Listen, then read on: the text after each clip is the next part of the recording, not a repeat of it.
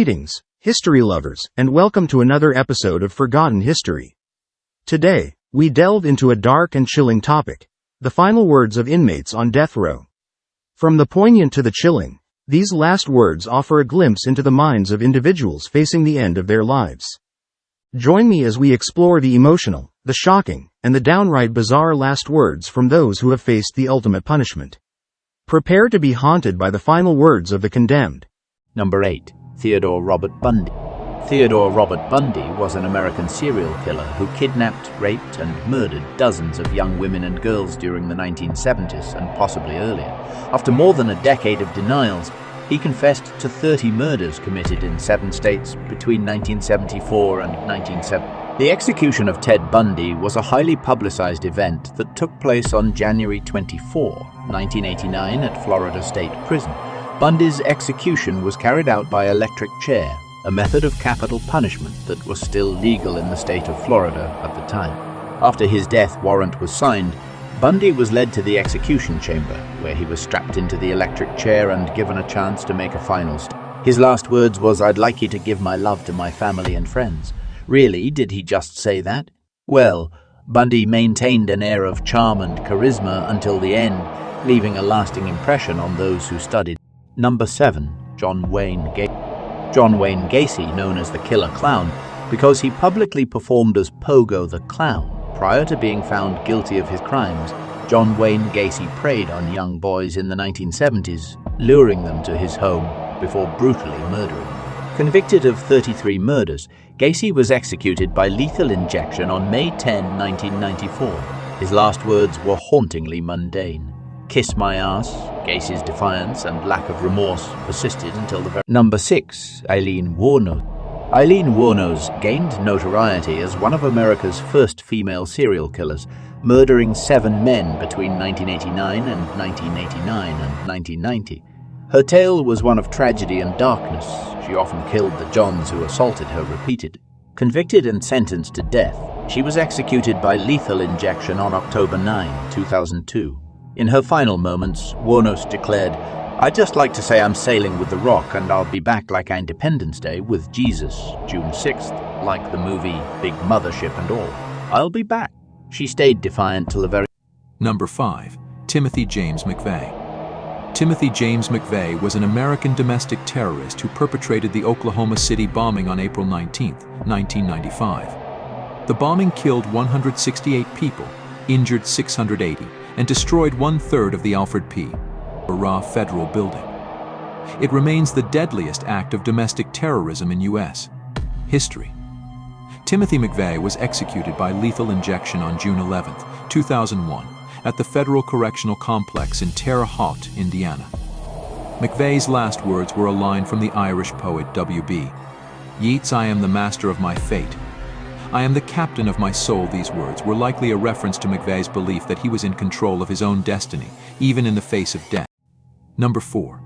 Karla Faye Tucker. Karla Faye Tucker was an American woman sentenced to death for killing 2 people with a pickaxe during a burglary. She was the first woman to be executed in the United States since Velma Barfield in 1984 in North Carolina, and the first in Texas since Chipita Rodriguez in 1863. She was convicted of murder in Texas in 1984 and executed by lethal injection after 14 years on death row. Her last words, spoken to the families of her victims, were, "Yes, sir. I would like to say to all of you, the Thornton family and Jerry Dean's family, that I am so sorry. I hope God will give you peace with this." She looked at her husband, "Baby, I love you." She looked at Ronald Carlson, "Ron, give Peggy a hug for me." She looked at all present, weeping and smiling. "Everybody has been so good to me. I love all of you very much. I am going to be face to face with Jesus now. Warden Baggett, thank all of you so much. You have been so good to me. I love all of you very much. I will see you all when you get there.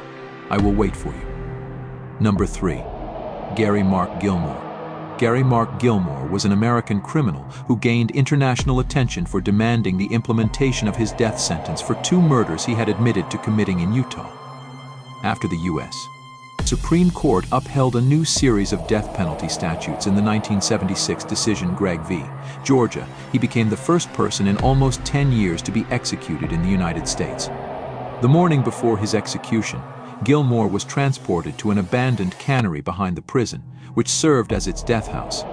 He was strapped to a chair, with a wall of sandbags placed behind him to trap the bullets. 5 local police officers stood concealed behind a curtain with 5 small holes, through which they aimed their rifles. When asked for any last words, Gilmore simply replied, "Let's do it."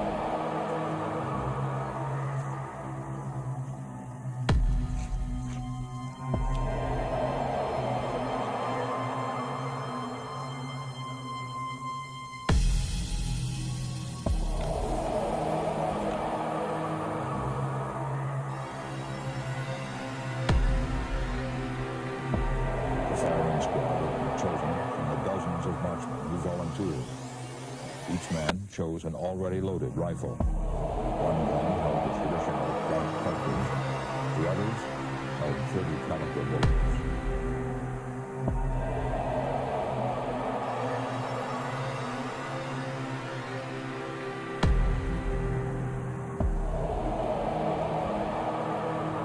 Regarding State of Utah versus Gary Gilmore, number 6405, warrant, State of Utah to the Warden of the Utah State Prison. The Warden of the Utah State Prison is hereby ordered to execute said judgment of death on the 6th day of December 1976 at sunrise in the manner specified by law. The defendant having elected to be executed by shooting. Dated December 1st, 1976, J. Robert Bullock, Judge.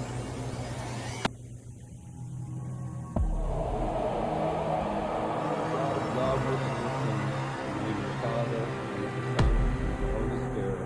Amen.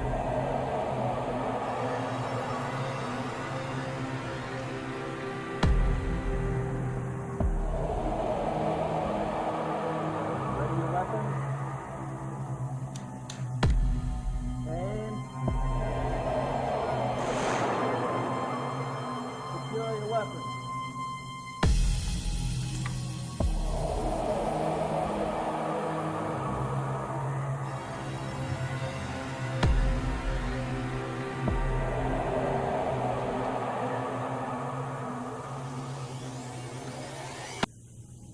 On January 17, 1977, at 8:07 a.m. Mountain Time, after a 10-year moratorium, the taking of a life for a life began again in the United States. According to opinion polls, that's what about 70% of us want.